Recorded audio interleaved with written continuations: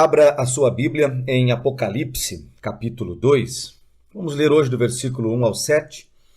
Hoje nós vamos falar sobre a carta enviada à igreja em Éfeso. Esta é a primeira carta, a carta enviada à igreja em Éfeso. E diz assim o texto: Ao anjo da igreja em Éfeso, escreva: Estas coisas diz aquele que conserva na mão direita as 7 estrelas e que anda no meio dos 7 candelabros de ouro. Conheço as obras que você realiza, tanto o seu esforço como a sua perseverança. Sei que você não pode suportar os maus e que pôs à prova os que se declaram apóstolos e não são, e descobriu que são mentirosos. Você tem perseverança e suportou provas por causa do meu nome, sem esmorecer. Tenho, porém, contra você o seguinte: você abandonou o seu primeiro amor. Lembre-se, pois, de onde você caiu. Arrependa-se e volte à prática das primeiras obras.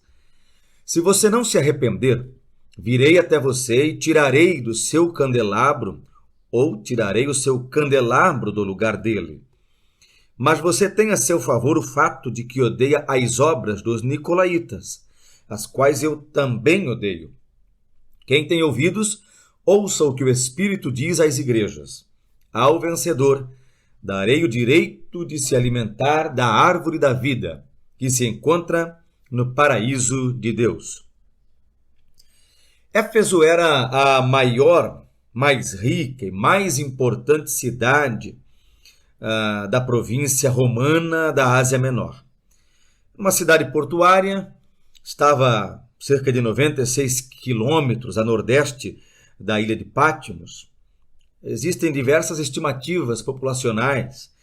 Fala-se que tinha 200 mil habitantes, 300 mil habitantes, até 500 mil habitantes. Enfim, era de uma forma ou de outra uma cidade bem populosa para os padrões da época e era estrategicamente muito bem localizada. O texto começa dizendo ao anjo da igreja. Então, a despeito do debate que cerca a correta interpretação sobre quem vem a ser esse anjo, ao qual a carta é direcionada, nós somos da linha interpretativa que crê tratar-se da figura do pastor da igreja, do pastor de cada igreja. Portanto, ele envia uma carta ao anjo da igreja, está enviando uma carta ao pastor daquela igreja, e uma vez que ele fala como pastor da igreja, ele está falando para toda a igreja. Observe que Paulo diz que é o próprio Deus quem dá pastores à igreja. Efésios capítulo 4, versículo 11, fala disso. Então, se ele fala com o pastor que ele mesmo deu à igreja, ele está falando para toda a igreja, porque ele quer que essa mensagem seja transmitida à igreja. E quem é que está falando? Em todas as cartas ele se apresenta. Ele diz assim: estas coisas diz aquele que conserva na mão direita as 7 estrelas e que anda no meio dos 7 candelabros de ouro ou castiçais de ouro. Cristo é aquele que dá os pastores à igreja. Isso diz Paulo aos Efésios capítulo 4, versículo 11. E é também aquele que os conserva, segura com firmeza em suas mãos. Cristo é aquele que está no meio dos 7 candeeiros. Capítulo 1, versículo 13 de Apocalipse, capítulo 2, versículo 1 de Apocalipse. E não só está, ele é aquele que se move, que anda no meio dos 7 castiçais de ouro. Então ele é um Senhor presente, é firme, é responsável por sua igreja.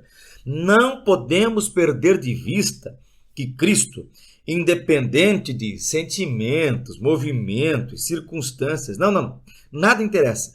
Cristo está presente, de fato, de maneira concreta, no meio da sua igreja. Portanto, ele não é um senhor ausente da igreja, ele é presente, ativo e comandante da igreja. Em seguida, ele elogia as obras inegáveis da igreja em Éfeso. E aí ele apresenta o currículo de virtudes que uma igreja tem que ter. Olha o que ele diz no versículo 2 e versículo 3. Conheço as obras que você realiza, tanto o seu esforço como a sua perseverança. Sei que você não pode suportar os maus e que pôs à prova os que se declaram apóstolos e não são, e descobriu que são mentirosos. você tem perseverança e suportou provas por causa do meu nome sem esmorecer. Veja quantos elogios recebe a igreja em Éfeso. Se esses elogios são feitos pelo próprio Jesus, no mínimo eles têm para nós como lição o fato de que nós precisamos buscar apresentar em nós as mesmas coisas citadas dentro desse currículo, aqui nesse elogio. Quais são as obras que Cristo elogia na igreja em Éfeso? Primeiro, a sua iniciativa e disposição, né? Ele fala, conheço as tuas obras, o teu esforço, o teu labor. Uma igreja laboriosa, uma igreja trabalhadora, uma igreja que não tem preguiça de cumprir aquilo que se espera de uma igreja. Depois ele elogia também a sua perseverança. Está no texto como a sua perseverança. Isto é, uma igreja que não deixa as coisas pela metade. Uma igreja que não começa um projeto de discipulado e abandona. Começa um projeto de pequenos grupos e abandona. Começa uma ideia de evangelização e abandona. Não. Uma igreja que persevera. Tem mais que elogia. Ele elogia ainda o enfrentamento aos maus. Ele diz, você não pode suportar os maus, que é a palavra kakos. No grego, é a palavra para alguém ou algo irreparavelmente maligno, pernicioso, destrutivo. Então, quando ele diz você enfrenta os maus, não é qualquer mal. É gente perniciosa, é gente destrutiva, infiltrada na igreja, e a igreja em Éfeso está decidida a enfrentá-los. Uma igreja tem que enfrentar essas coisas. A igreja de Éfeso não se furtava ao combate aos falsos mestres, líderes malignos, cultura mundana. A igreja era combatente nesse sentido.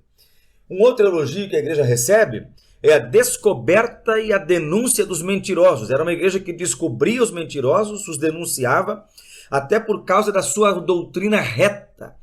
Ele diz assim, você pôs à prova os que se declaram apóstolos e não são. Você descobriu que eles são mentirosos. Olha que linda característica de uma igreja, que nós sejamos assim como igreja.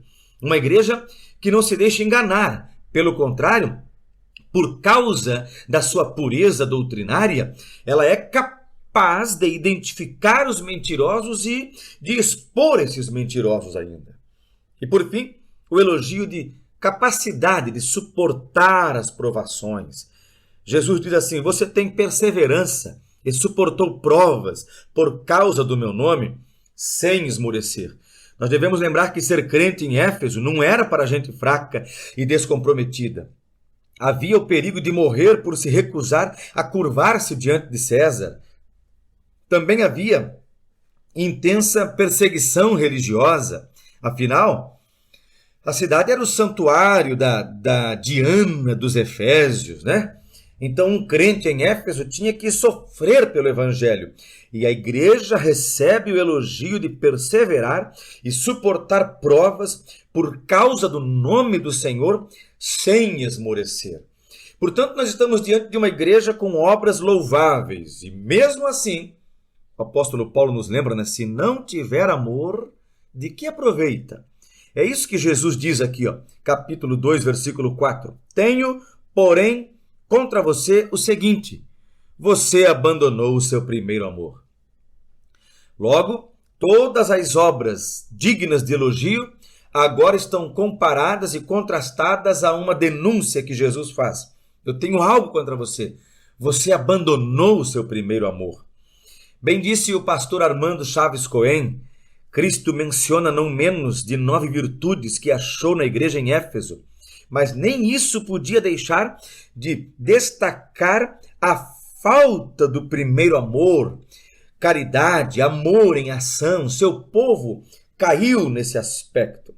E sem dúvida, irmãos, essa denúncia deveria nos levar a lembrar do que disse Deus através de Jeremias no capítulo 2, versículos 2 e 3.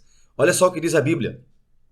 Assim diz o Senhor, lembro-me de você, meu povo, da sua afeição quando era jovem, do seu amor quando noiva, e de como você me seguia no deserto, numa terra que não é semeada.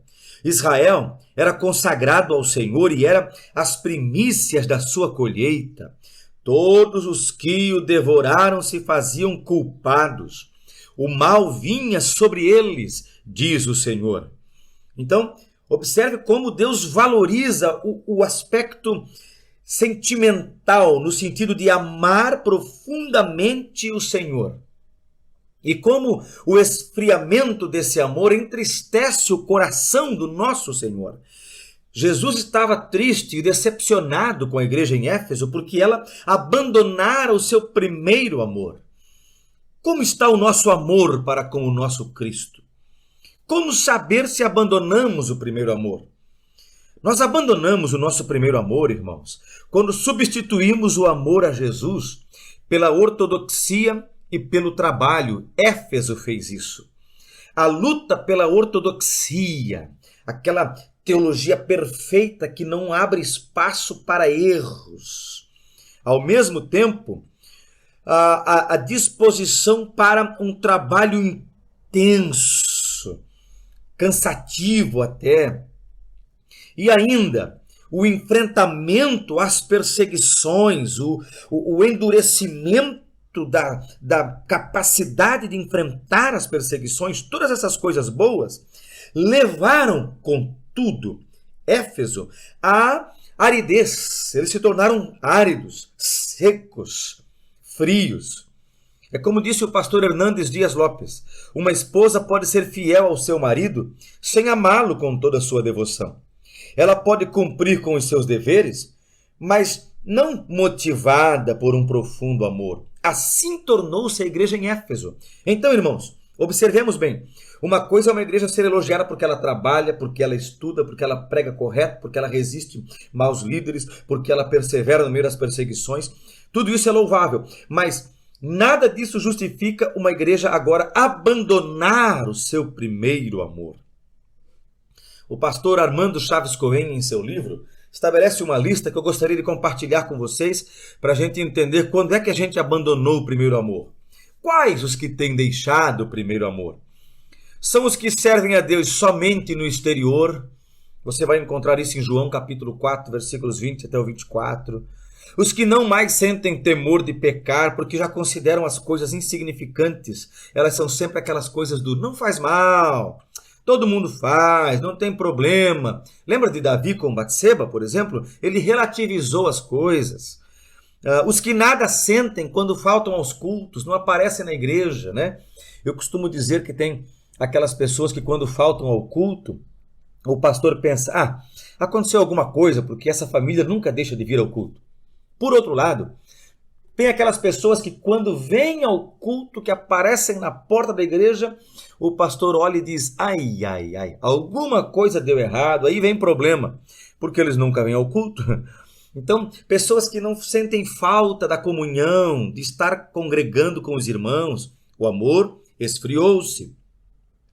Aqueles que se voltam mais para as conveniências que os homens podem dar do que para a provisão divina. Lembra de Israel dizendo para Samuel, dá-nos um rei como o tem as outras nações, ou seja, é mais conveniente o conforto que um governante pode dar para nós do que a dependência de um Deus que a gente não vê, não é? Aqueles que já não oram mais no secreto, na comunhão íntima e devocional com Cristo. Aqueles que já não se esforçam para levar o seu próximo a Cristo, o Salvador. Aqueles que não se sacrificam em prol da causa de Cristo. Aqueles que rejeitam o Senhor porque acreditam que outros, podem ser pessoas, ou carreira, ou trabalho, ou circunstâncias, podem dar-lhe mais segurança do que o próprio Deus. Esses são sinais e são indicadores de que abandonou-se o primeiro amor. E ainda é bom a gente fazer lembrar as palavras do teólogo George Led, quando diz assim, este era um fracasso que atacara Éfeso pelas bases. O Senhor tinha ensinado que o amor mútuo devia ser a marca que identificasse a comunhão dos cristãos, conforme João 13 e 35. Os convertidos de Éfeso tinham experimentado este amor nos primeiros anos de sua nova existência. Mas a luta contra os falsos mestres e seu ódio por ensinos heréticos parece que trouxeram endurecimentos aos sentimentos e atitudes rudes, a tal ponto que levaram ao esquecimento da virtude cristã suprema, que é o amor. Pureza de doutrina e lealdade não podem nunca ser substitutos para o amor. Então, queridos, o primeiro amor é a marca importante da igreja que não pode ser trocada por obras e outras coisas mais. É isso que aprendemos em Éfeso. Mas, para finalizar aqui essa parte, ainda temos uma boa compreensão dessa censura de Cristo à igreja de Éfeso, quando a gente lê o mesmo texto na tradução do Eugene Peterson, a Bíblia, a Mensagem. Veja como ele diz, como é que ele traduz, né, essa repreensão que Cristo dá à igreja. E preste bem atenção nessa leitura, porque isso para mim é muito impactante. Olha só. Mas você se desviou do seu primeiro amor. Por quê? Afinal, o que está acontecendo com você? Tem alguma ideia de como você caiu? É assim que Eugene Peterson traduziu esse trecho. Ele diz, olha, você saiu do primeiro amor, por quê? É uma pergunta que não quer calar e que nós temos que responder com frequência para nós mesmos. Ele insiste, né? Afinal, o que está acontecendo com você? E depois ele pergunta, tem alguma ideia de como você caiu? Esta é a censura feita à igreja em Éfeso. E qual é a oportunidade? Qual é a chance? Qual é a possibilidade que se abre? Jesus diz, arrependimento. É a nova chance que Deus dá para os seus filhos. Veja o que diz o versículo 5. Lembre-se, pois, de onde você caiu. Arrependa-se e volte à prática das primeiras obras. Se você não se arrepender, virei até você e tirarei o seu candelabro do lugar dele. Novamente, a leitura da tradução de Eugene Peterson pode nos ajudar muito. Veja como é que ele traduz isso. Volte ao seu primeiro amor. Não há tempo a perder, pois estou para remover a sua luz.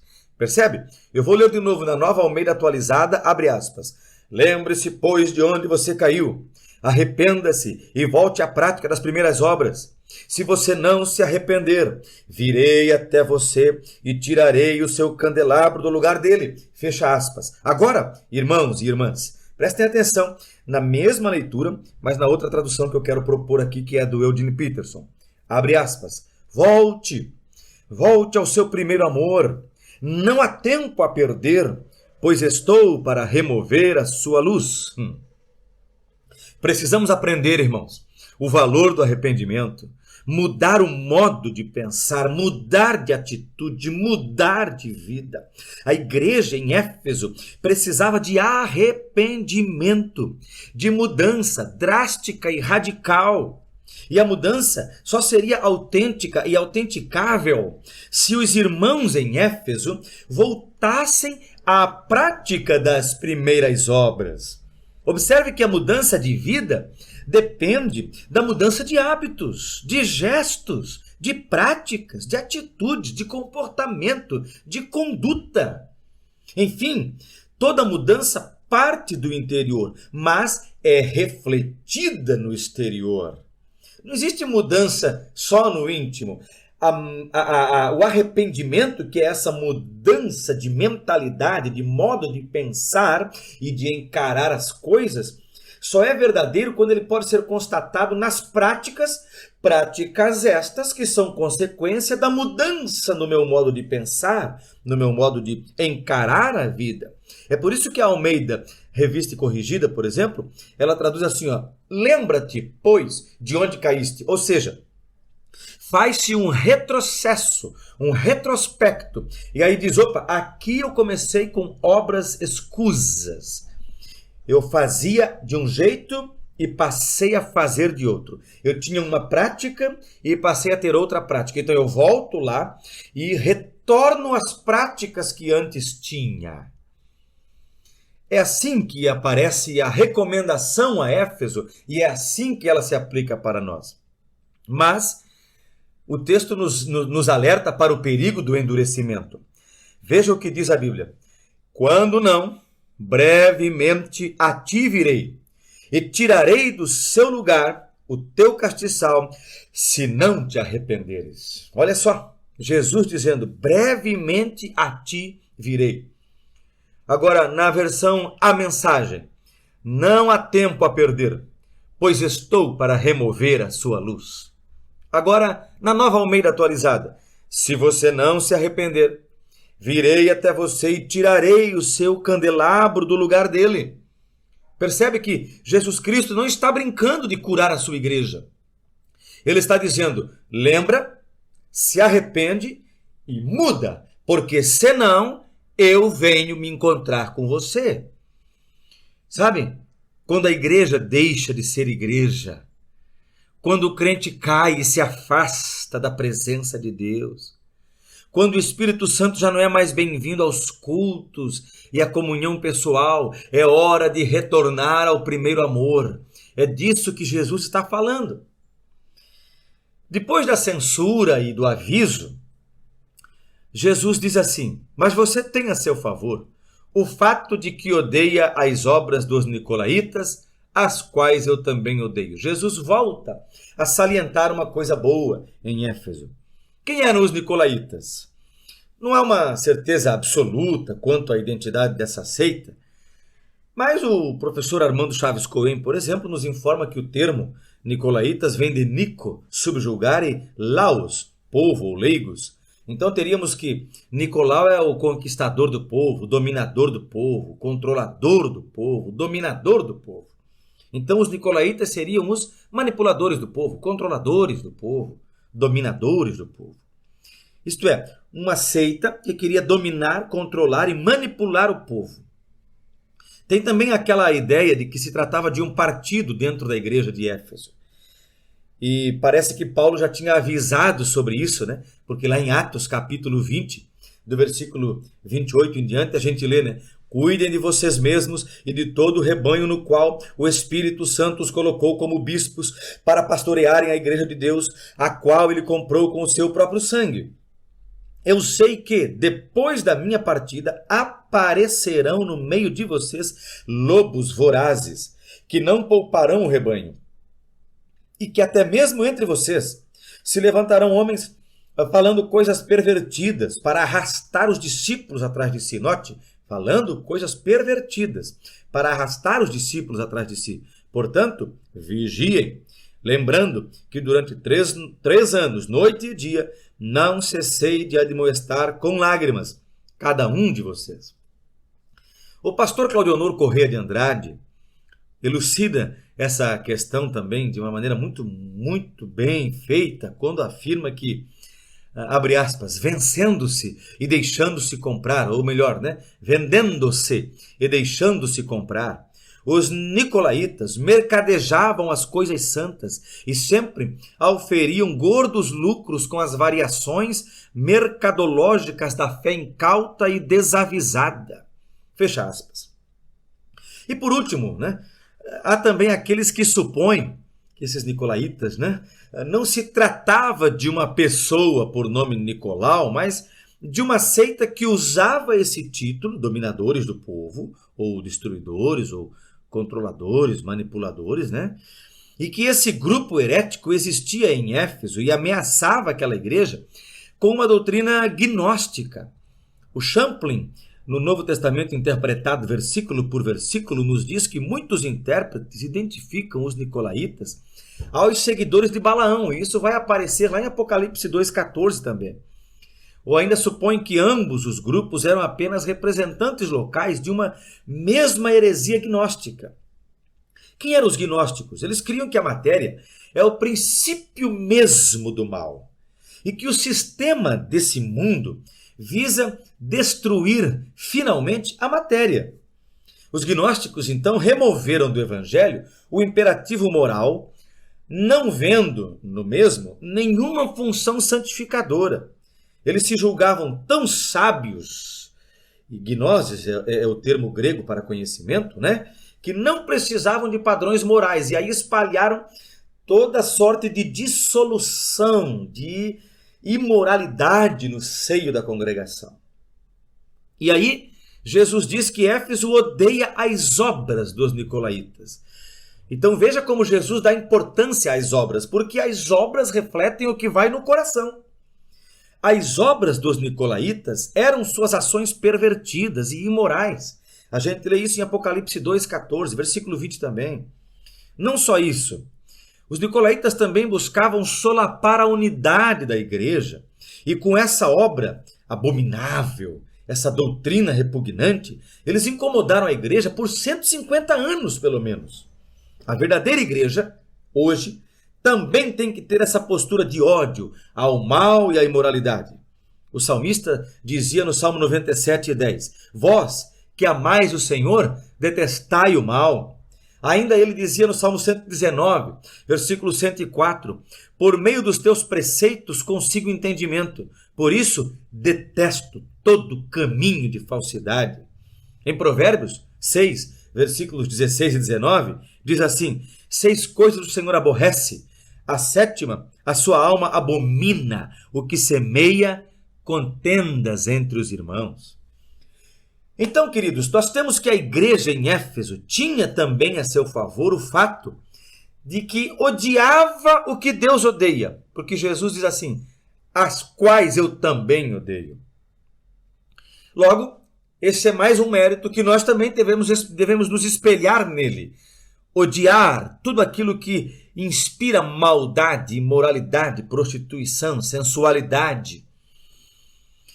É assim que a igreja de Éfeso é elogiada e isso deve servir para nós como lição. E aí caminhamos para o fim dessa porção bíblica, quando chegamos no versículo 7. Quem tem ouvidos, ouça o que o Espírito diz às igrejas. Ao vencedor darei o direito de se alimentar da árvore da vida, que se encontra no paraíso de Deus. De novo eu quero citar a versão A Mensagem, que diz assim, está pronto para ouvir? Então ouça.